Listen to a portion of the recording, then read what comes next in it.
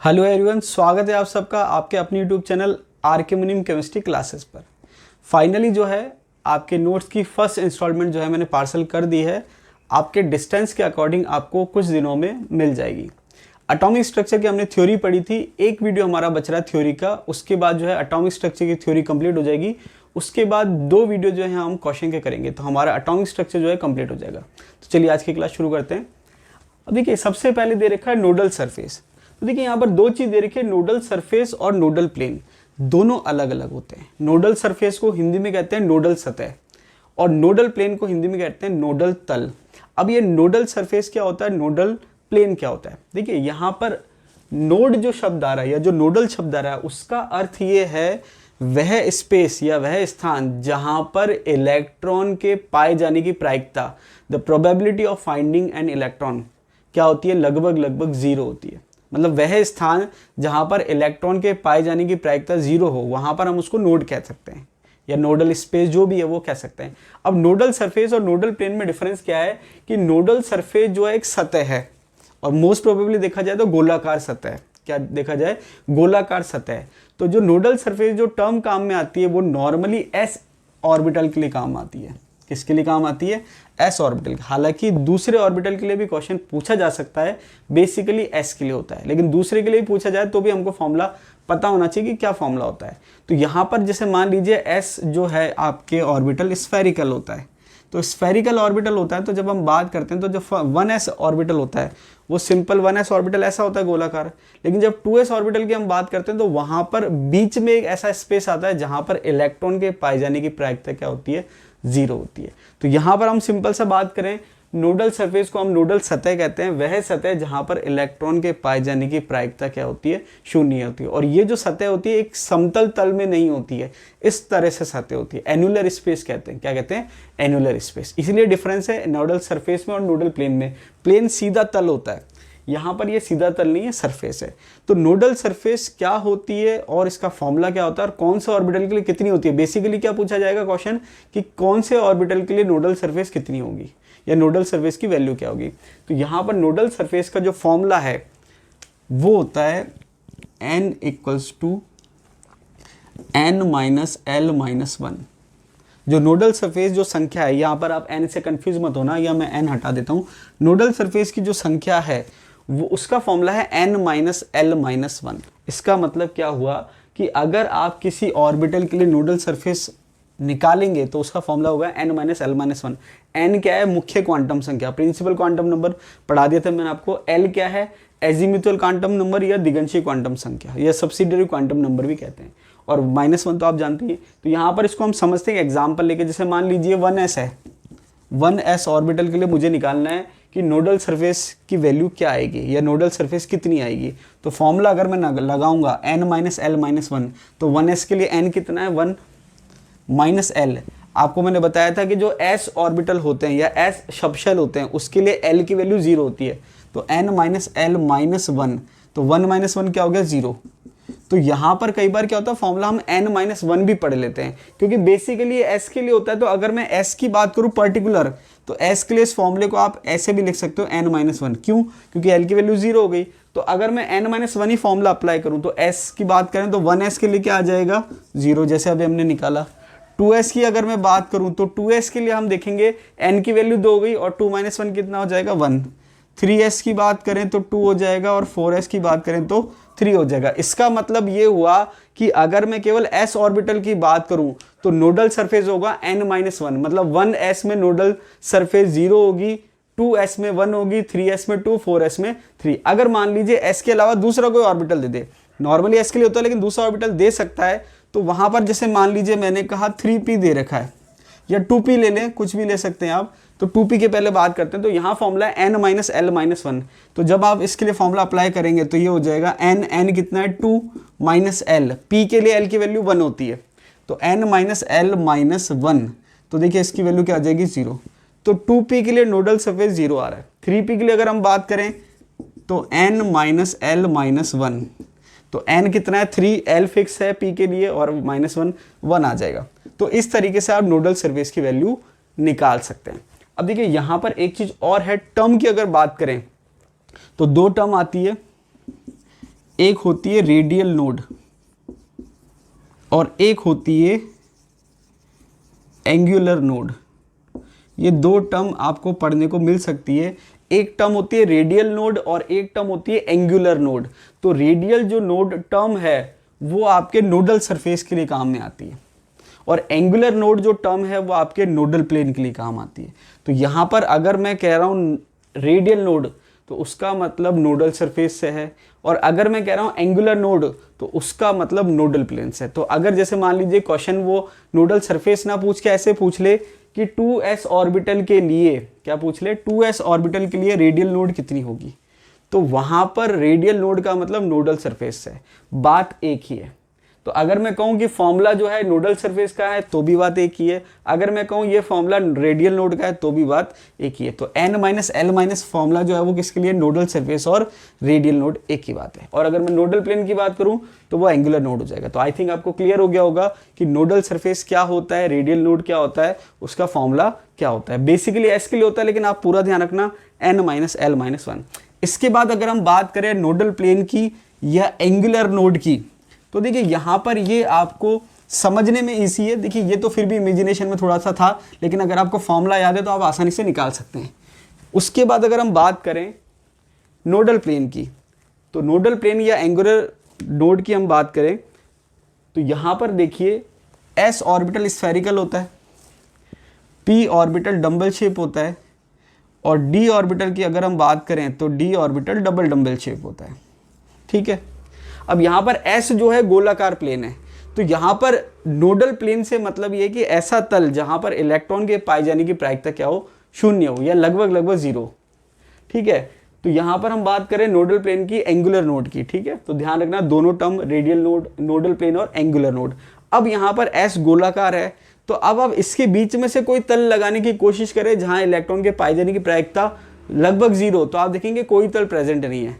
तो इसके लिए नोडल प्लेन की वैल्यू होती है 0। ठीक है, बात समझ आई।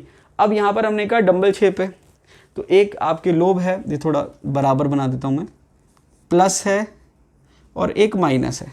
अब देखिए ये जो प्लस माइनस सिंबल आपने देखे होंगे कि लोब्स जब होती है तो प्लस और माइनस लगाते हैं, तो कई बार क्या होता है हमें पता नहीं होता कि प्लस का मतलब क्या है, माइनस का मतलब क्या है।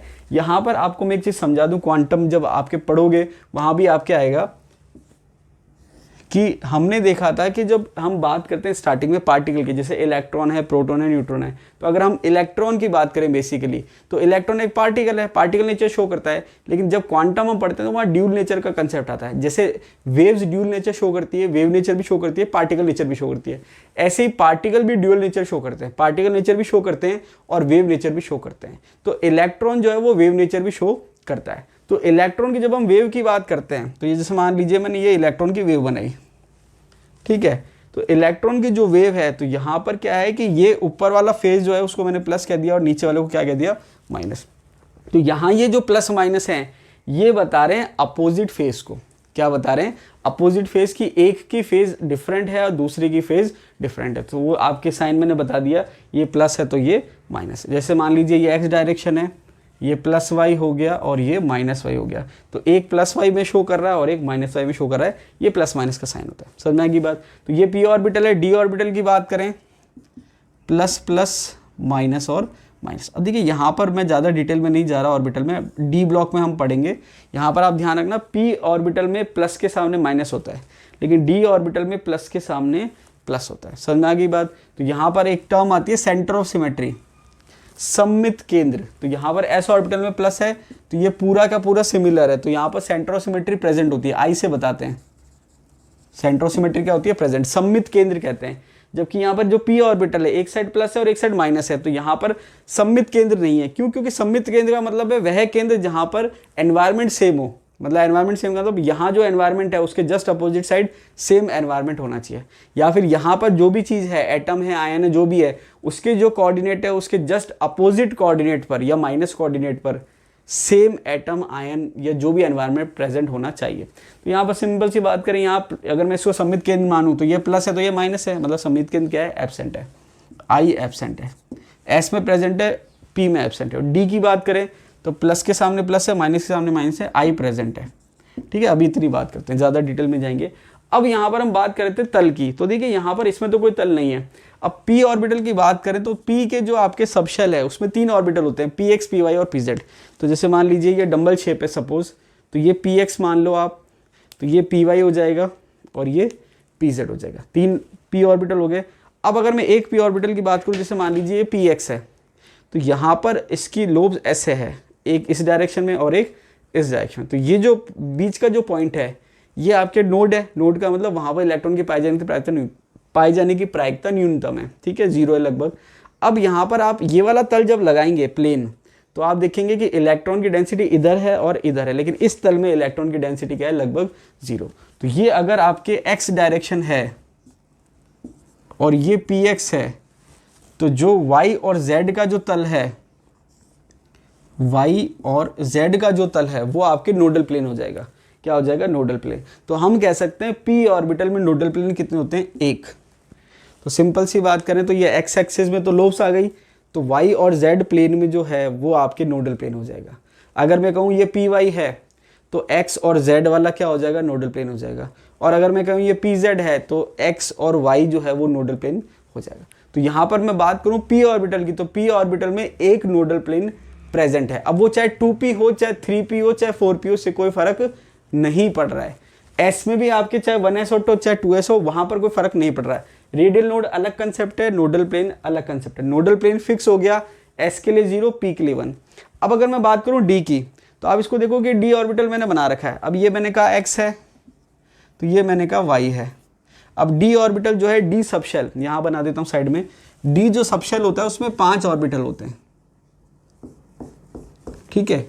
तो यहाँ पर अगर हम 5 की बात करें तो हम कहते हैं dxy, dyz, dxz, dx square minus Y square और dz स्क्वायर।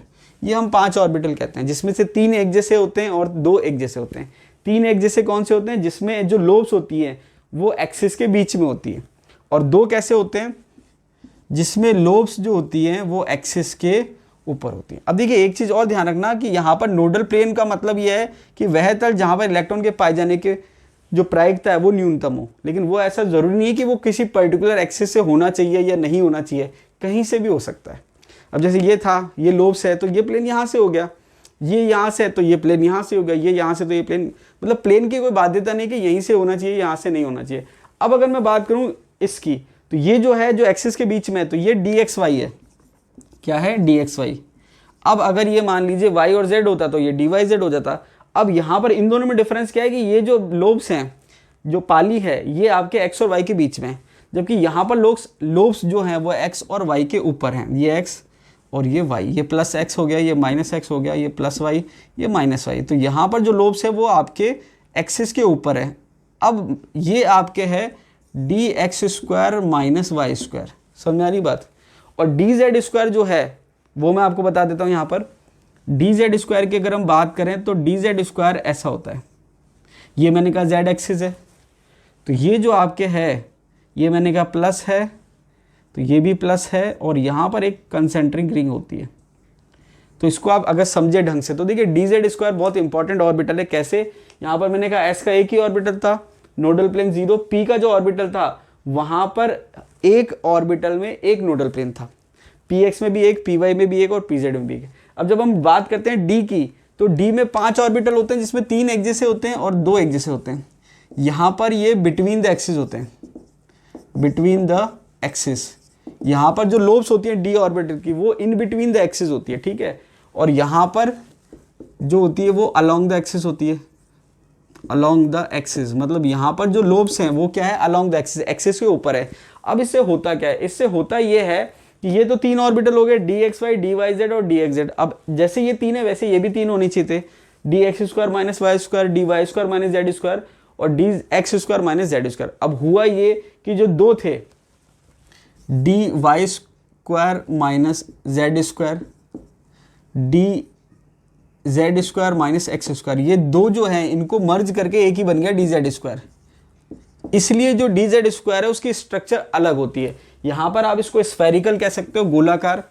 p ऑर्बिटल की शेप होती है डंबल शेप, जो मैंने आपको लास्ट वीडियो में बताई थी, और d ऑर्बिटल की शेप होती है डबल डंबल। अब यहाँ पर मेन बात यह है कि जो dz स्क्वायर है उसकी शेप डबल डंबल नहीं होती है। हुआ क्यों? क्योंकि जो दो ऑर्बिटल थे D Y square Z square और D Z square X square, ये दोनों मिल गए। मिलने से क्या हुआ, दोनों में जेड एक्सिस है, इसमें भी जेड है और इसमें भी जेड है। तो जो जेड की जो दो अलग अलग ऑर्बिटल थे उन दोनों की लोब्स मर्ज हो जाती है। जेड में क्या है, दोनों की लोब्स क्या हो गई, मर्ज हो गई। मर्ज होने से क्या हुआ, जेड की लोब बड़ी हो जाती है। अब यहाँ पर मेन बात क्या है कि बाकियों की जो लोब है, जेड की लोब का जो मैग्नीट्यूड होता है, साइज होता है, वो जस्ट डबल होता है। तो डी जेड स्क्वायर में क्या है कि ये जो मैग्नीट्यूड है लोब का वो बाकियों की तुलना में डबल है। और ये जो है कंसेंट्रिक रिंग, तो हुआ क्या कि ये आपके जेड एक्सिस थी, तो यहाँ पर अगर मैं कहता वाई स्क्वायर और जेड स्क्वायर, तो ये जेड एक्सिस है और ये वाई एक्सिस है, तो ये ऐसे ऑर्बिटल था। और दूसरा है जेड स्क्वायर और एक्स स्क्वायर, तो जेड स्क्वायर ये हो गया और एक्स स्क्वायर ये हो गया। अब हुआ ये कि दोनों की लोब जो है जेड पे मर्ज हो गई, तो ये बड़ी हो गई। और ये जो दो लोब है एक्स वाई, ये मिलके इसने क्या करी, रिंग बना ली, कंसेंट्रिक रिंग। तो अब ऑर्बिटल कैसा है कि दो लोब्स तो ऊपर नीचे, जेड ऊपर लोब्स जो है वो जेड एक्सिस पर हो गई और यहाँ कंसेंट्रिक रिंग हो गए। अब इससे हुआ क्या, ये कंसेंट्रिक रिंग पे माइनस आ गया। इससे हुआ ये कि जब आप सिंपल प्लेन की बात करोगे डी में, तो एक प्लेन ये लग गया और एक प्लेन ये लग गया। प्लेन कोई सा भी लग सकता है। तो यहाँ पर सिंपल सा आपको याद रखना है कि डी ऑर्बिटल जो होता है उसमें नोडल प्लेन दो होते हैं। अगर सिंपल पूछे कि डी ऑर्बिटल में नोडल प्लेन कितने हैं, तो आप कहोगे दो। लेकिन अगर वो कहता है डी जेड स्क्वायर में नोडल प्लेन कितने हैं, इंपॉर्टेंट है D Z square, D Z square में नोडल प्लेन कितने हैं, तो यहां पर क्योंकि ये भी आपके इलेक्ट्रॉन डेंसिटी को बता रहा है और जो कंसेंट्रिक रिंग है वो भी आपके इलेक्ट्रॉन डेंसिटी को बता रही है, तो यहां पर नोडल प्लेन जो हैं वो जीरो है। समझ में आ गई बात? तो यहां पर अगर आपसे कोई क्वेश्चन पूछता है कि नोडल प्लेन की संख्या क्या है, तो आपका आंसर क्या होगा, एस के लिए 0, पी के लिए 1, डी के लिए 2। लेकिन अगर डी जेड स्क्वायर पर्टिकुलरली दे रखा है, स्पेसिफिकली दे रखा है, तो उसकी वैल्यू क्या हो जाएगी, 0। आरपीएससी ने क्वेश्चन भी पूछा था, हालांकि वो मेरे हिसाब से क्वेश्चन जो था टेक्निकली सही नहीं था, क्योंकि वहां दो ऑप्शन दे रखे थे। दो ऑप्शन क्या थे, एस भी दे दिया और डी जेड स्क्वायर भी दे दिया। अब दोनों के लिए 0 होती है। अब आरपीएससी कोई सा भी आंसर माने, चाहे वो एस को माने चाहे डी जेड स्क्वायर को माने, दोनों सही है। और मजेदार बात ये है कि डिलीट भी नहीं किया, तो अब उसमें हम कुछ नहीं कर सकते। एक्चुअल मैंने आपको बता दिया। तो यहाँ पर एस के लिए भी 0 है, पी के लिए 1 है और डी, केवल डी का है तो 2 हैं और डी जेड स्क्वायर के लिए क्या है, 0। तो यहाँ पर ये आपकी बात हो गई रेडियल नोडल सरफेस की और नोडल प्लेन की, रेडियल नोड और एन्युलर या एंगुलर नोड। ठीक है, ये आपके क्लियर हो गया। अब इसके बाद हम बात करते हैं ऑबो प्रिंसिपल। अब देखिए लास्ट टॉपिक बच रहा है आपके एटॉमिक स्ट्रक्चर का, ऑबो प्रिंसिपल। एक्चुअल में ऑबो प्रिंसिपल क्या है कि आपको एटम में इलेक्ट्रॉन कैसे भरने हैं, उसको कंप्लीटली हम कहते हैं ऑबो प्रिंसिपल। ऑबो जो शब्द है उसका अर्थ होता है बिल्डिंग अप या कंस्ट्रक्शन। तो जैसे मान लीजिए आप बहुत बड़ी बिल्डिंग बना रहे हैं, तो बिल्डिंग बनाने की थीम क्या होती है कि पहले नींव रखी जाती है, उसके बाद ऊपर माले बनते जाते हैं। तो कहने का मतलब है बिल्डिंग कहाँ से कहाँ जा रही है, नीचे से ऊपर। ऐसे ही जब आप इलेक्ट्रॉन भरते हो तो वहां पर इलेक्ट्रॉन भरने का क्रम ये होता है कि जिसकी एनर्जी कम है, जिस ऑर्बिटल की एनर्जी कम है, पहले इलेक्ट्रॉन उसमें जाएगा और उसके बाद जिस ऑर्बिटल की एनर्जी ज़्यादा है उसके बाद इलेक्ट्रॉन उसमें जाएगा। तो ये कंप्लीट जो है रूल, उसको हम कहते हैं ऑबो प्रिंसिपल। ऑबो प्रिंसिपल के अंदर 3 रूल आते हैं। ठीक है, ऑबो प्रिंसिपल के अंदर 3 रूल आते हैं। पहला है पॉली एक्सक्लूजन प्रिंसिपल, हिंदी में कहते हैं पॉली का अपवर्जन सिद्धांत। दूसरा है हुंड्स रूल, हुंड का नियम, या इसको पूरा कहें तो Hund's rule of maximum multiplicity. ठीक है, तीसरा है n+l का रूल। n+l, n क्या है, मुख्य क्वांटम संख्या, l क्या है, दिगंशी क्वांटम संख्या। बहुत सिंपल है, बहुत सिंपल क्वेश्चन आते हैं, फटाफट से देख लेते हैं। अब देखिए पॉली एक्सक्लूजन प्रिंसिपल क्या कहता है, पॉली का अपवर्जन सिद्धांत क्या कहता है। तो इसके 2 तरीके से स्टेटमेंट आते हैं, दोनों का मतलब हालांकि एक ही है। पहला स्टेटमेंट ये है कि एक एटम के अंदर, देखिए सेम एटम की बात हो रही है, डिफरेंट एटम की बात नहीं हो रही। एक एटम के अंदर 2 इलेक्ट्रॉन है, मैंने कहा ये एक इलेक्ट्रॉन हो गया और ये दूसरा इलेक्ट्रॉन हो गया। ठीक है, तो पॉली का अपवर्जन सिद्धांत क्या कहता है, एक एटम के अंदर 2 इलेक्ट्रॉन हैं, उन दोनों के चारों क्वांटम संख्या सेम नहीं हो सकती। सो नई बात, मतलब 4 क्वांटम नंबर जो हैं दोनों के, वो सेम नहीं हो सकते। जैसे हमने देखा था कि हर इलेक्ट्रॉन के लिए 4 क्वांटम नंबर फिक्स होते हैं, n, l, m और s। मुख्य क्वांटम संख्या, दिगंशी क्वांटम संख्या, चुंबकीय क्वांटम संख्या और स्पिन या चक्रण क्वांटम संख्या। Principal quantum number azimuthal quantum number, magnetic quantum number और स्पिन क्वांटम नंबर। तो पॉली एक्सक्लूजन प्रिंसिपल क्या कहता है कि एक परमाणु के अंदर 2 इलेक्ट्रॉन हैं तो दोनों इलेक्ट्रॉन के चारों क्वांटम संख्या समान नहीं हो सकती, ये एक स्टेटमेंट है। तो अब यहां पर स्टेटमेंट क्या है, चारों समान नहीं हो सकती, ये हमने समझ लिया। अब दूसरी बात ये कि भाई चारों समान नहीं हो सकती तो कितनी समान हो सकती है, ये भी पूछ लेते हैं, एग्जाम में पूछा जा चुका है। तो यहां पर आपको ध्यान रखना है कि अगर एक एटम के अंदर 2 इलेक्ट्रॉन हैं तो मैक्सिमम से मैक्सिमम 3 क्वांटम नंबर सेम हो सकते हैं। 3 क्वांटम नंबर क्या हो सकते हैं, सेम हो सकते हैं, चारों सेम नहीं हो सकते। तो अगर आपसे कोई पूछे कि एक एटम के अंदर 2 इलेक्ट्रॉन है, उनके अधिकतम कितनी क्वांटम संख्या समान हो सकती है, तो आंसर होगा 3। अधिकतम 3 हो सकती है, 4 नहीं हो सकती। ये एक तो स्टेटमेंट ये है। दूसरा स्टेटमेंट ये है कि एक एटम के एक ऑर्बिटल में, मतलब सिंपल से कहें तो एटम के एक ऑर्बिटल में अधिकतम कितने इलेक्ट्रॉन आ सकते हैं, 2। एक एटम के एक ऑर्बिटल में अधिकतम कितने इलेक्ट्रॉन आ सकते हैं, 2।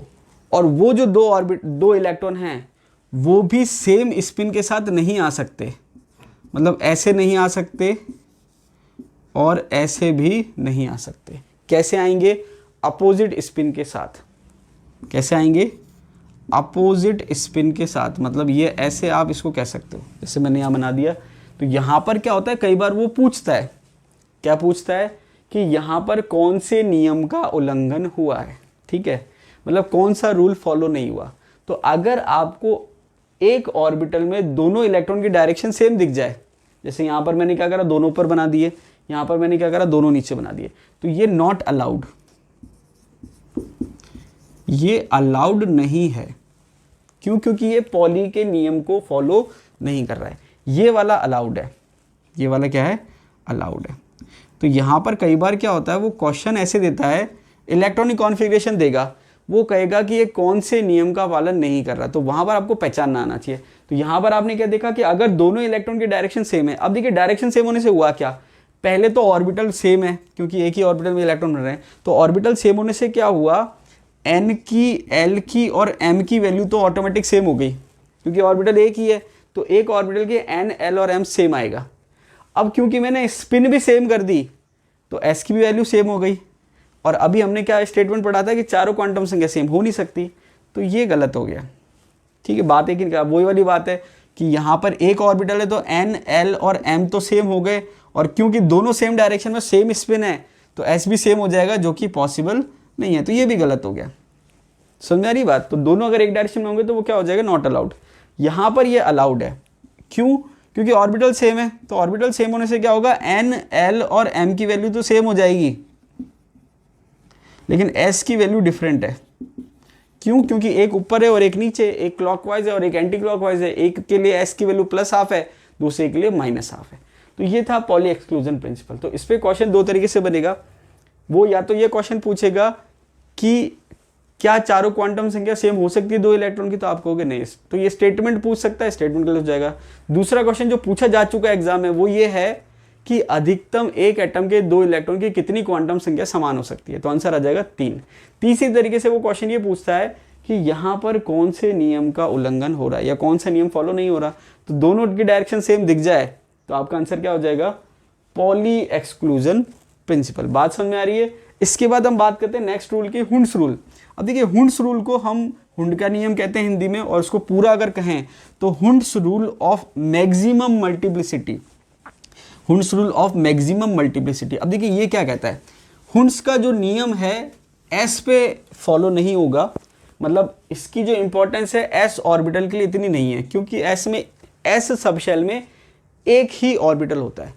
तो हुंड के नियम के लिए ऐसा सबशेल चाहिए जिसमें एक से ज़्यादा ऑर्बिटल हो, और वहाँ पर हम क्या कंडीशन कहते हैं, डीजेनरेट होता है। जैसे एग्जाम्पल से समझते हैं पी के लिए, पी सबशेल। देखिए एक होता क्या है, कई बार हमारे दिमाग में चीज़ होती है, कंसेप्ट क्लियर होना चाहिए। 2 क्वेश्चन पूछे जा सकते हैं, हालांकि पूछे नहीं गए। अगर मैं आपसे पूछूं कि एक पी ऑर्बिटल में अधिकतम कितने इलेक्ट्रॉन आ सकते हैं, तो आपका आंसर क्या होगा, दिमाग में आएगा 6। जबकि मेरा क्वेश्चन है एक पी ऑर्बिटल में, मैंने पी सबशेल नहीं कहा है, तो एक पी सबशेल में 6 इलेक्ट्रॉन आ सकते हैं अधिकतम, लेकिन एक p ऑर्बिटल में 2 ही इलेक्ट्रॉन आ सकते हैं। कैसे कि जब हम p की बात करते हैं तो p के लिए हम ऐसे बनाते हैं कि भाई 3 ऑर्बिटल हैं, px py और pz। तो यहाँ पर ये हो गया px, ये हो गया py और ये हो गया pz। तो यहाँ पर अगर मैं कह रहा हूँ p, तो p सबशेल कह रहा हूँ तो तीनों ऑर्बिटल उसमें इंक्लूड हो गए। p सबशेल के अंदर तीनों ऑर्बिटल उसमें शामिल हैं, px py और pz। अब यहाँ पर हमने कहा हुंड्स रूल, तो हुंड्स रूल किसके लिए लागू हो रहा है? p के लिए, d के लिए, f के लिए। s के लिए फॉलो नहीं होता क्योंकि एक ही ऑर्बिटल होता है सबशेल में। अब यहाँ पर p सबशेल में 3 ऑर्बिटल हैं और यहाँ पर हम क्या कह रहे हैं कि ये डीजनरेट हैं। क्या कह रहे हैं? डीजनरेट, हिंदी में कहते हैं अपभ्रंश। क्या कहते हैं? अपभ्रंश। अपभ्रंश का मतलब क्या है? जिनकी ऊर्जा समान हो। अपभ्रंश का मतलब क्या है? एनर्जी सेम है। एनर्जी क्या है? सेम है, ऊर्जा समान है। तो अब जब एनर्जी सेम है तो हम इलेक्ट्रॉन भरेंगे। तो हुंड का नियम क्या कह रहा है कि जब आपके सबशेल में डीजनरेट ऑर्बिटल हों तो वहां पर आपको इलेक्ट्रॉन कैसे भरने? पहला इलेक्ट्रॉन भरा यहाँ, अब दूसरा मैं इसको ऊपर ही भर दूं तो ये तो पॉली का नियम फॉलो नहीं होगा। तो ऊपर तो नहीं भर सकते, नीचे भर सकते हैं, वो तो था पॉली का। अब हुंड क्या कह रहा है कि अगर डीजनरेट ऑर्बिटल हैं तो पहले आप सब में एक एक इलेक्ट्रॉन भरेंगे। सिंपल लैंग्वेज में समझे तो सब में एक एक इलेक्ट्रॉन भरेंगे, एक इलेक्ट्रॉन यहाँ, फिर एक इलेक्ट्रॉन यहाँ, फिर एक इलेक्ट्रॉन यहाँ। और जब सब में एक एक इलेक्ट्रॉन फिल हो जाए, मतलब हाफ फिल्ड हो जाए, उसके बाद आप पेयरिंग शुरू करेंगे। समझ आई बात? तो ये मैंने एक एक इलेक्ट्रॉन भर दिया, उसके बाद आप पेयरिंग शुरू करोगे यहाँ पर और यहाँ पर।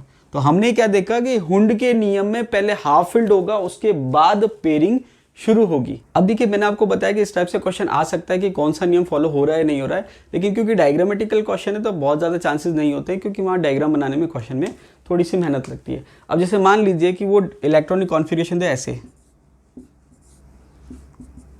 और वो ये पूछे कि यहाँ पर कौन से नियम का उल्लंघन हो रहा है।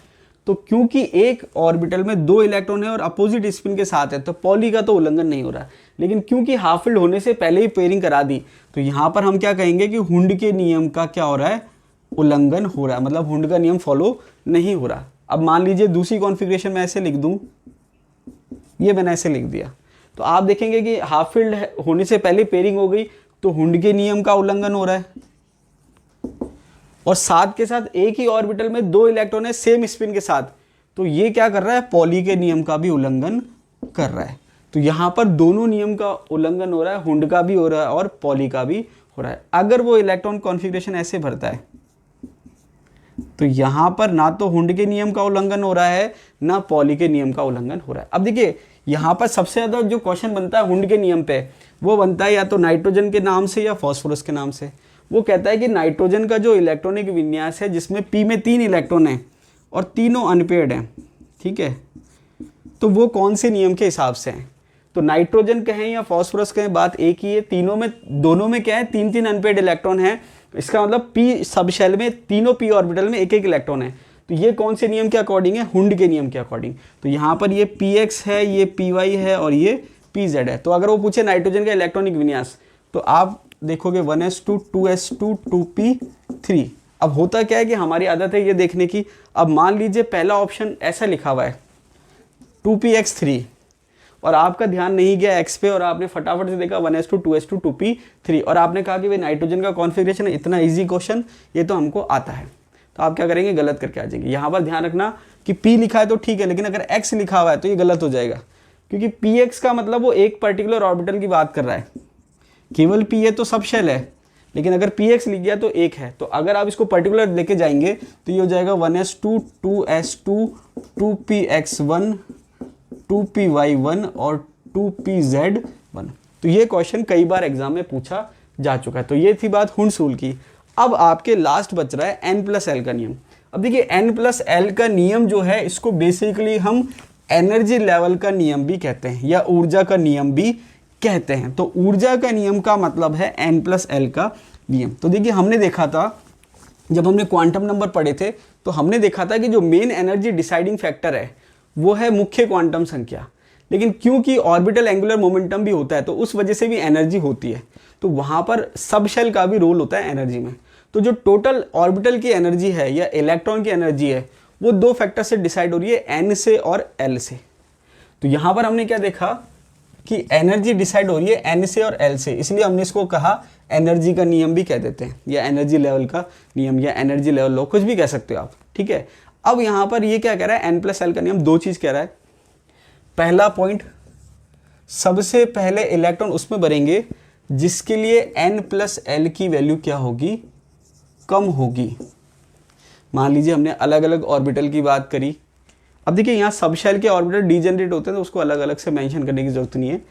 यहाँ ये क्या कह रहा है कि एन प्लस एल के लिए जिस ऑर्बिटल की वैल्यू कम होगी पहले इलेक्ट्रॉन उसमें भरेंगे। जैसे फॉर एग्जांपल समझने के लिए मैंने कहा 1s 2s 2p 3s 3p 3d 4s, एक बार यहाँ तक लिख लेते हैं। तो 1s के लिए n प्लस एल जब आप निकालेंगे, n और ये l, तो 1 लिखा हुआ है तो 1, और s के लिए l की वैल्यू क्या होती है 0, तो ये हो गया 1। 2s के लिए क्या हो जाएगा 1 प्लस 0, सॉरी 2s के लिए क्या हो जाएगा 2 प्लस 0 इक्वल्स टू 2। 2p के लिए क्या हो जाएगा 2 प्लस 1 इक्वल्स टू 3। 3s के लिए क्या हो जाएगा 3 प्लस 0 इक्वल्स टू 3। 3p के लिए क्या हो जाएगा 3 प्लस 1 इक्वल्स टू 4। 3d के लिए 3 प्लस 2 इक्वल्स टू 5, और 4s के लिए 4 प्लस 0 इक्वल्स टू 4। ये मैंने यहाँ तक निकाल लिया। तो कहने का मतलब क्या है कि जब हम ऑर्बिटल की बात करेंगे तो वहाँ पर आपको क्या करना है, n प्लस एल का नियम लगा के वैल्यू निकालनी। ये वैल्यू आ गई। तो यहाँ पर n प्लस एल का नियम का पहला पॉइंट क्या है कि जिस ऑर्बिटल के लिए n प्लस एल की वैल्यू कम आएगी सबसे पहले इलेक्ट्रॉन हम उसमें भरेंगे। तो अगर मैं डिसाइड करूँ यहाँ से इनके लिए, तो सबसे पहले हो गया 1s। 1s के बाद इलेक्ट्रॉन किस में भरा जाएगा, क्योंकि सबसे कम वैल्यू थी 1, उसके बाद वैल्यू है 2, उसके बाद इलेक्ट्रॉन भरा जाएगा 2s में। यहाँ तक तो कोई दिक्कत नहीं है। अब इसके बाद हमने देखा कि दो ऑर्बिटल ऐसे हैं, एक 2p और एक 3s, जिनके लिए दोनों के लिए n प्लस एल की वैल्यू बराबर आ रही है। तो पहला नियम ये है कि इलेक्ट्रॉन उसमें भरेंगे जिसमें n प्लस एल की वैल्यू कम है। दूसरा नियम, सेकंड नंबर का नियम है, पहले ये वाला ही फॉलो करना है। सेकंड नंबर का नियम ये है कि अगर एक से ज़्यादा ऑर्बिटल के लिए n प्लस एल की वैल्यू क्या आएगी, अगर सेम आएगी, जैसे यहाँ पर सेम आ रही है, 2p के लिए भी सेम आ रही है और 3s के लिए भी सेम आ रही है, उस केस में इलेक्ट्रॉन पहले उसमें भरेंगे जिसमें n की वैल्यू कम होगी। समझ में आई बात। तो अब इन दोनों के लिए हमने क्या देखा, n प्लस एल की वैल्यू सेम आ रही है। अब इन दोनों में n की वैल्यू कम किस में है, 2p में, तो इलेक्ट्रॉन किस में जाएगा फिर 2p में। समझ में आ रही बात। 2p के बाद फिर आप देखेंगे 3s में आ जाएगी, ठीक है। 3s के बाद अब आप देखेंगे 4 जो है 3p के लिए भी 4 आ रही है और 4s के लिए भी 4 आ रही है। तो यहाँ पर मुख्य क्वांटम संख्या की वैल्यू कम किस में, 3p में, तो ये 3p आ जाएगा। 3p के बाद अगर हम बात करें तो 4s आएगा, 4s के बाद बात करें तो 3d आएगा। अब यहाँ पर हम देखें तो यहाँ पर क्या है कि यहाँ तक तो ठीक चल रहा है भाई, हम क्या देख रहे हैं, सीक्वेंस चल रहा है 1s, फिर उसके बाद 2s 2p 3s 3p और 3d आना चाहिए था नॉर्मल सीक्वेंस के हिसाब से, लेकिन हमने क्या देखा 3d से पहले क्या आ गया 4s। तो ये आपके इंपॉर्टेंट है, ठीक है। एग्जाम में क्वेश्चन पूछा जाता है कि यहाँ पर पहले इलेक्ट्रॉन किस में भरा जाएगा, पूछे जा चुके हैं। तो आंसर है 4s में पहले इलेक्ट्रॉन भरा जाएगा और 3d में बाद में। क्यों, क्योंकि 4s की एनर्जी कम है किससे, 3d से। क्यों, क्योंकि 4s के लिए n प्लस एल की जो वैल्यू आ रही है वो क्या आ रही है, कम आ रही है। 4s के लिए n प्लस एल की वैल्यू 4 आ रही है और 3d के लिए n प्लस एल की वैल्यू क्या आ रही है, 5 आ रही है। तो ये आपके एग्जाम में क्वेश्चन पूछा जाता है। इसके अलावा जो इलेक्ट्रॉनिक विन्यास है d ऑर्बिटल के, तो जब आप d ब्लॉक के मेटल्स की बात करते हैं, जैसे स्कैंडियम से शुरू करते हैं और सबसे इंपॉर्टेंट क्रोमियम का कई बार आता है। स्कैंडियम की बात करें तो इलेक्ट्रॉनिक विन्यास इसका होता है आपके 3d1 4s2। लिखने में हम ऐसे लिख देते हैं, इसको आप ऐसे भी लिख सकते हो 4s2 3d1। नॉर्मली हम इसको 3d1 4s2 लिख देते हैं, लेकिन यहाँ पर मेन चीज़ ये है कि जो इलेक्ट्रॉन पहले भरा गया है वो 4s में भरा गया है। समझ आ रही बात। अब यहाँ पर क्या होता है, एग्जाम में जब क्वेश्चन आता है तो वो ऐसे क्वेश्चन पूछता है कि इलेक्ट्रॉन के भरने का सही क्रम क्या होगा। तो यहाँ पर आपने देखा होगा एक डायग्राम भी होता है जिससे आप याद कर सकते हैं, लेकिन मेरा ये मानना है कि याद आपने कर रखा है अच्छी बात है, लेकिन यहाँ पर आपको एग्जाम में अगर क्रम आ जाए तो आप n प्लस एल से ही सॉल्व करिए, तो वहाँ पर आपके गलती होने के चांस नहीं होंगे और आपको कोई प्रॉब्लम नहीं आएगी। तो जैसे आपने ये 3d के बाद 4s तक सॉल्व करा, तो इसको आप पूरा सॉल्व कर लीजिए। जैसे हमने क्या करा 3d, फिर 4s 4p 4d 4f फिर 5s, ऐसे ही करके पूरा सॉल्व कर लीजिए। और सॉल्व करने के बाद जो मैंने आपको क्रम बताया जिस तरीके से निकालना, वैसे आप उस क्रम को निकाल लीजिए। तो ओवरऑल जो है आपके क्रम आ जाएगा इलेक्ट्रॉन के भरने का, ठीक है। उसके बाद एक तरीका भी होता है, जैसे 1s है, 2s, 2p, 3s, 3p, 3d, 4s, 4p, 4d, 4f, 5s, 5p, 5d, 6s, 6p, 6d भी आप कह सकते हैं, 7s। नॉर्मली हम ये कह रहे हैं, ये 5f लिख दिया।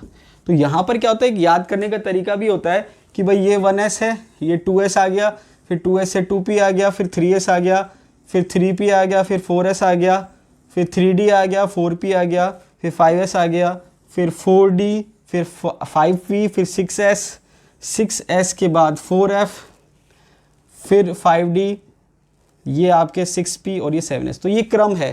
तो यहाँ पर आप देखेंगे कि जो आपके 3d है वो 4s के बाद आ रहा है, ठीक है, एक पीछे चल रहा है, और जो 4f है वो 6s के बाद आ रहा है, मतलब दो पीछे चल रहा है। तो ये आपके इलेक्ट्रॉनिक कॉन्फ़िगरेशन का क्रम अगर आपको करना है तो डायरेक्ट यहाँ से याद कर सकते हैं। और ये याद नहीं है तो आप n+l की वैल्यू निकालिए, और जो आपको मैंने दो नियम बताए उसको फॉलो करिए। पहला नियम क्या है, जिसके लिए n+l की वैल्यू कम होगी इलेक्ट्रॉन पहले उसमें भरेंगे, और अगर ऑर्बिटल के लिए n+l की वैल्यू बराबर है तो हम इलेक्ट्रॉन पहले उसमें भरेंगे जिसके लिए n की वैल्यू क्या होगी, कम।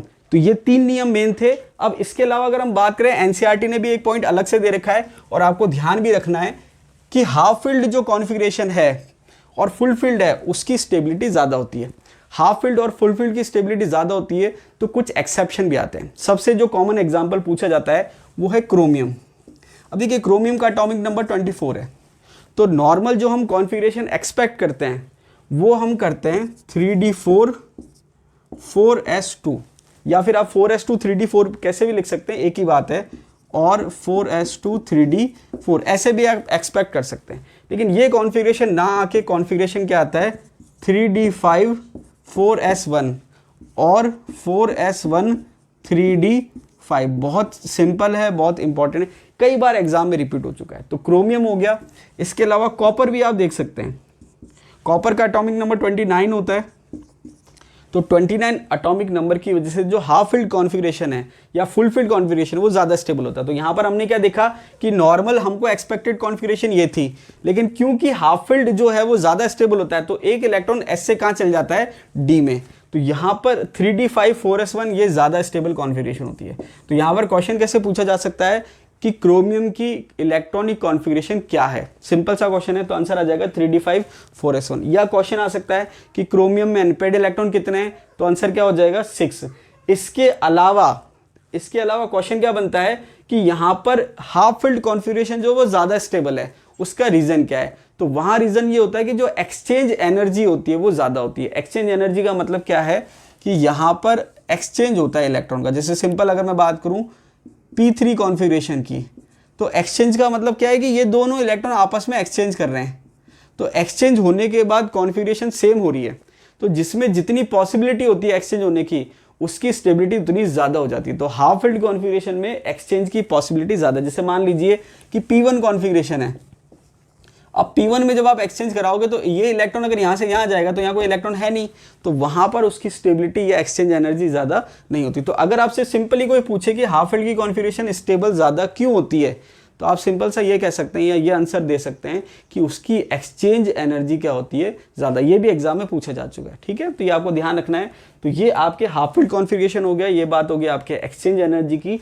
कॉपर की हम बात कर रहे थे, तो देखिए कॉपर की अगर हम बात करें तो यहाँ पर जो कॉन्फ़िगरेशन एक्सपेक्टेड था वो था 3d9 और 4s2, या 4s2 3d9 भी आप लिख सकते हैं। लेकिन होता क्या है, 3d10 और 4s1, ये आपके दो इलेक्ट्रॉनिक कॉन्फ़िगरेशन होते हैं। देखिए बहुत ज़्यादा एग्जाम्पल मैंने यहाँ नहीं लिए क्योंकि वो आपके डी ब्लॉक में या एफ ब्लॉक में कवर हो जाएंगे। तो ये थी बात आपके एटॉमिक स्ट्रक्चर की। तो एटॉमिक स्ट्रक्चर की जो थ्योरी है वो यहाँ पर कंप्लीट हो गई है। अब यहाँ पर दो वीडियो जो है हम न्यूमेरिकल्स के या क्वेश्चंस के पढ़ेंगे, तो वहाँ पर हमारा जो एटॉमिक स्ट्रक्चर चैप्टर है वो क्या हो जाएगा, कंप्लीट हो जाएगा। थ्योरी जो है हमारी कंप्लीट हो चुकी है। वीडियो अच्छा लगा तो लाइक कीजिए, दोस्तों शेयर कीजिए, और अगर आप चैनल पर नए हैं तो चैनल को सब्सक्राइब कीजिए। वीडियो को अंत तक देखने के लिए बहुत बहुत धन्यवाद।